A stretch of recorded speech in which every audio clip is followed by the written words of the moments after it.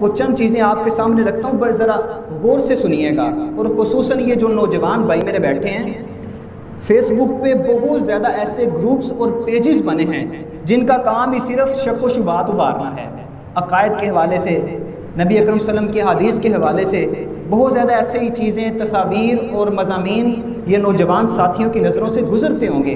یہ چیز آپ غور سے سنیے گا کہ اگر آپ کے سامنے کوئی اعتراض کرے تو آپ کے قدم نہ ڈگمگائیں بلکہ آپ اس کو جواب دینے کی ہمت رکھتے ہوں۔ سب سے پہلا اعتراض ان لوگوں کا یہ ہے کہ جتنا بھی ذخیرہ احادیث ہے، اس ذخیرہ احادیث میں بہت سی ایسی احادیث ہیں جو موضوع ہیں۔ اب موضوع حدیث کیا ہوتی ہے؟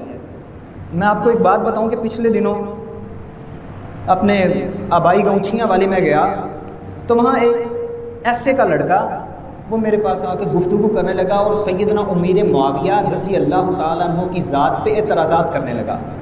بات جب کھلی تو پتہ چلا کہ یہ بیٹا، یہ بھائی جہلم والے جو مرزا صاحب ہیں ان کا فالوور، ان کو سننے والا ہے۔ اب مجھے جس چیز نے حیران کیا، صحابہ کرام کی ذات پہ ان کا اعتراضات کرنا یہ کوئی اتنی بڑی بات نہیں تھی، یہ لوگ شروع سے کرتے آئے ہیں۔ مجھے حیران اس چیز نے کیا کہ اس بندے سے، اس بچے سے میں نے جتنے بھی سوالات کیے، اسماء الرجال کے بارے میں، حدیث کے بارے میں، حدیث کی قسموں کے بارے میں بڑا حیران ہوا کہ وہ ایف اے کا لڑکا لیکن اسے ساری چیزوں کا پتہ تھا۔ اب میں سوچنے لگا کہ ہمارے جو مساجد کے جو نمازی ہیں ان لوگوں کو ایسی چیزوں کا پتہ نہیں ہوتا۔ اس پہ پتہ نہیں ہماری غلطی ہے کہ ہم بیان نہیں فرماتے یا دوستوں کی غلطی ہے کہ وہ ایسی چیزوں پہ توجہ نہیں کرتے۔ تو بات یہ ہے کہ اگر کہیں کسی جگہ پہ کسی ساتھی سے آپ کو یہ چیزیں سننے کو ملتی ہیں تو غور سے سن کے سمجھنے کی کوشش کیا کریں۔ آپ اپنے ذہن میں یہ جو بات آپ نے بٹھائی ہوئی ہے نا کہ یہ دین کے جو مشکل اصطلاحات ہیں، یہ مذہب کی بڑی مشکل یہ ٹرمنالوجی ہے، یہ ہماری سمجھ میں نہیں آ سکتی، یہ اس چیز کو اپنے ذہن سے اب نکال دیں۔ دنیا کے بڑے مشکل معاملات آپ کرنے والے ہیں تو حدیث کے حوالے سے، قرآن کے حوالے سے اگر کچھ مشکل الفاظ آپ اپنے ذہن میں بٹھا لیں گے تو یہ اتنی بڑی بات نہیں ہے، یہ چیزیں آپ کو یاد ہونی چاہیے۔ تو سب سے پہلا اعتراض وہ کرتے ہیں کہ ذخیرہ احادیث میں بہت زیادہ حدیث ایسی ہیں جو موضوع ہیں۔ اب موضوع حدیث کیا ہوتی ہے؟ موضوع حدیث وہ ہوتی ہے کہ جسے نبی صلی اللہ علیہ وسلم نے بیان نہیں کیا بلکہ اسے کسی انسان نے خود بنا لیا ہے۔ وہ حدیث جسے نبی اکرم صلی اللہ علیہ وسلم نے بیان نہیں کیا بلکہ آپ کے بعد کسی شخص نے خود ذاتی طور پر اس چیز کو بنا کے نبی اکرم صلی اللہ علیہ وسلم کی طرف منسوب کر دیا ہو، اس حدیث کو کیا کہتے ہیں؟ موضوع حدیث کہتے ہیں۔ اب یہ اعتراض اس کی ذاتی طور پر کوئی قدر و قیمت نہیں ہے۔ اب سننے والا بڑا حیران رہ جائے گا کہ یہ کیسے ہو سکتا ہے؟ اگر نبی اکرم صلی اللہ علیہ وسلم کی جو احادیث ہیں، ہمارے پاس جو ذخیرہ احادیث ہے، حدیث کی جو کتابیں ہیں، صحیح بخاری ہے، صحیح مسلم ہے، سنن ابی داود ہے، جامع ترمذی ہے، اگر ان حدیث کی کتابوں میں ایسی احادیث موجود ہیں جو نبی صلی اللہ علیہ وسلم نے بیان نہیں فرمائیں بلکہ آپ کے بعد کسی بندے نے خود بنا کے اسے حدیث کے ذخیرے میں شامل کر دیا ہے، تو ہم کیسے تفریق کریں گے؟ ہو سکتا ہے اس طرح کی پتہ نہیں کتنی احادیث ایسی ہیں جو کسی نے بنا لی ہیں، کیسے پتہ چلے گا؟ اب سننے میں یہ اعتراض بہت بڑا لگتا ہے لیکن اس کی حقیقت کچھ بھی نہیں ہے، کیونکہ سب سے پہلی بات تو یہ ہے کہ بہت زیادہ علماء نے اور بہت زیادہ محدثین نے ایسی کتابیں لکھی ہیں جس میں انہوں نے ضعیف احادیث کو، موضوع احادیث کو اکٹھا کر دیا ہے تاکہ کسی کو اعتراض کا موقع ہی نہ ملے۔ مثال کے طور پر امام سیوطی نے ایک کتاب لکھی ہے اللائع المصنوع فی الاحادیث الموضوعہ۔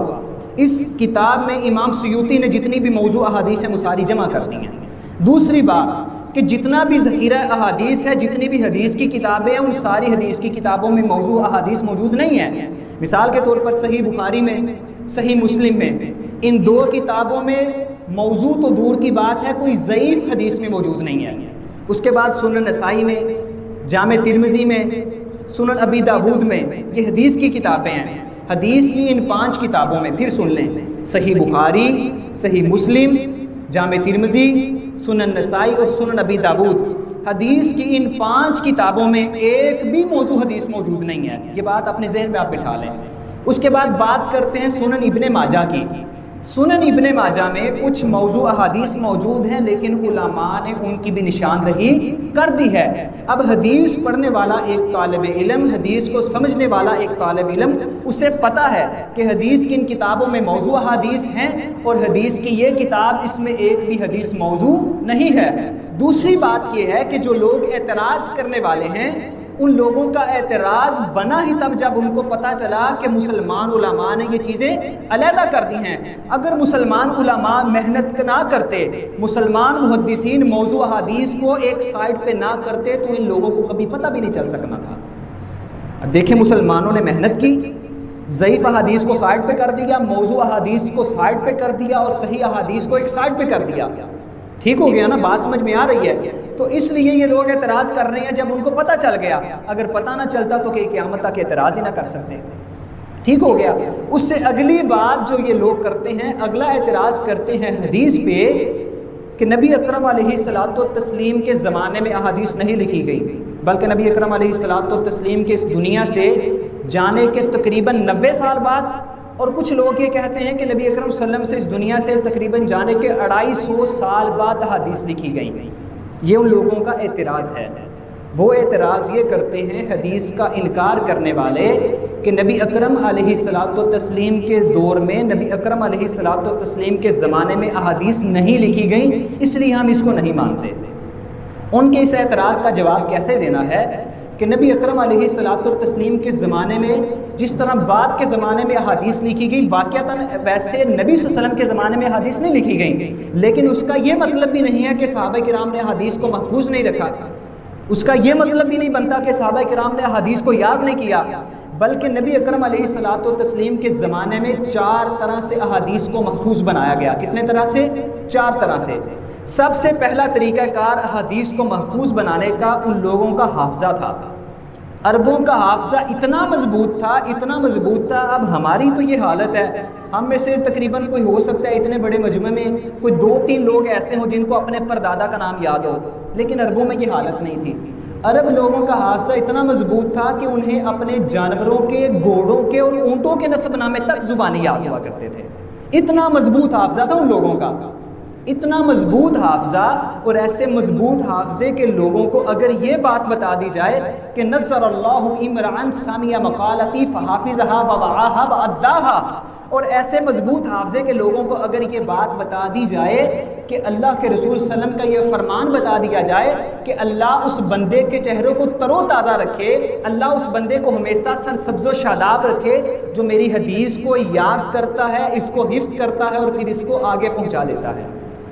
اب پہلے ان کا حافظہ اتنا مضبوط، دوسرا اوپر سے ان کو یہ خوشخبری دے دی جائے تو وہ لوگ نبی صلی اللہ علیہ وسلم کے احادیث کو محفوظ کیوں نہیں کریں گے؟ اور انہوں نے کیا۔ سیدنا ابو ہریرہ رضی اللہ تعالیٰ عنہ کے بارے میں آتا ہے کہ 5374 احادیث ان صحابی کو زبانی یاد تھی۔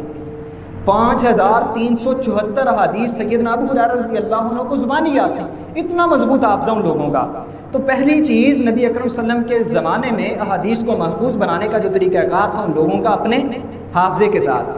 دوسرا طریقہ کار آپس میں ان کا بات چیت کرنا، مذاکرے کرنا۔